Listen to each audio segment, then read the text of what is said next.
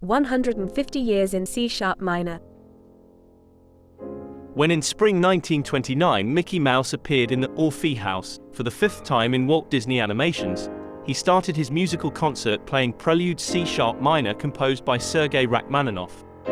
I have heard my inescapable piece done marvelously by some of the best pianists, and murdered cruelly by amateurs, but never was I more stirred than by the performance of the great Maestro Mouse, presumably said great composer to Walt Disney during their meeting 13 years later. S-sharp minor became the first global success for the 19-year-old composer, success not supported by the intellectual property legal framework of the Russian Empire, composer's homeland. C-sharp minor, not a copyright, but actually a trademark. International protection of musical pieces by means of Berne Convention was already, since 1887 to 89, arranged at least in 10 jurisdictions: Belgium, France, Germany, Italy, Spain, Switzerland, French Tunisia, UK, Luxembourg, Monaco. However, at that time Russia, within existing at that time trend of political isolationism, had decided to avoid any signing of global intellectual property protection treaties, leaving its national composers stripped of their copyright protection abroad. As a result, Rachmaninoff was never able to receive any direct financial benefits from the global popularity of the Prelude, as well as was not able to save his musical masterpiece from being murdered cruelly by amateurs, a right which is usually granted to any creator of the object of copyright. Rachmaninoff's sounds of Prelude C-sharp minor were reflected in different musical works such as On With the Show, Alex Mendham and His Orchestra album, 2017, Rock Meets Rachmaninoff, John Schmidt, 2011, Pale Green Ghosts, John Grant, 2013, One Call Away, Charlie Puth, 2015, but have never benefited composer or his heirs. At the same time, specifically this prelude, never being protected by international copyright, has actually become something similar to a sound trademark of all Rachmaninoff's legacy and creativity, e.g., see direct reference to Rachmaninoff in the name of John Schmidt's appropriation. At least unregistered, first registered sound trademark appeared approximately 10 years after Rachmaninoff's death. From the places where important events occurred. In December 1917, Rachmaninoff forever left his politically crumbling country, which still has not joined Berne Convention, to continue musical career in the West, keeping memories of his homeland in the deep of his heart and weaving them into sounds of his later composed music. Last days in Russia he passed in brother's apartment in a stone-throw distance from St. Petersburg Conservatory, an institution where he has started musical education 34 years before his emigration.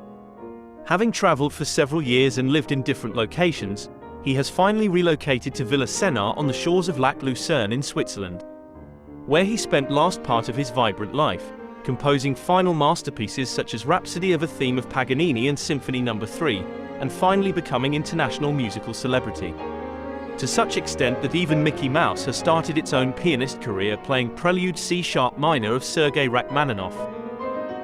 Composer in the eternity. After composer's death in 1943, his musical legacy still continues to influence modern global culture. Rachmaninoff's sounds heard at least in the following musical pieces: Frank Sinatra, Full Moon and Empty Arms, third movement from Rachmaninoff's Second Piano Concerto, 1901. Muse, Space Dementia, 2001, one synth movement from Rachmaninoff's Second Piano Concerto. Frank Sinatra, I Think of You, 1957, one synth movement from Rachmaninoff's Second Piano Concerto. David Bowie, Life on Mars, 1971, second movement from Rachmaninoff's Second Piano Concerto. Freddie Mercury and Montserrat Caballé, The Fallen Priest, 1988, first movement from Rachmaninoff's Second Piano Concerto.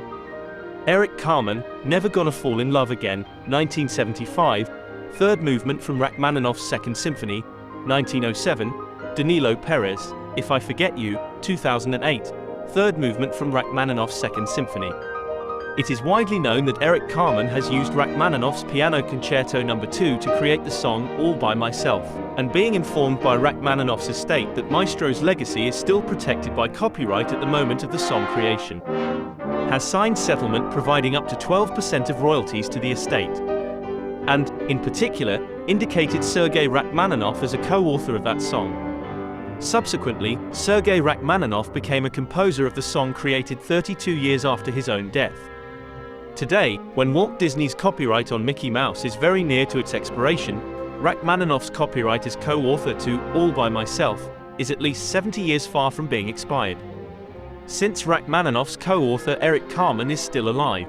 This situation is similar with copyrights on Pierre-Auguste Renoir's sculptures co-authored with Richard Guinot, with only difference that a new music were created and co-authored by Rachmaninoff after the death of the musical genius, unlike Renoir, who has created last works during his life.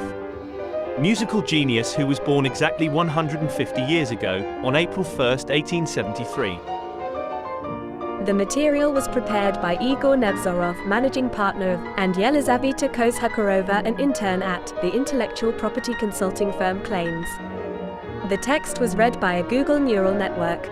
Subscribe to our social media accounts to learn more interesting stories and news about intellectual property. Have a great day. Bye.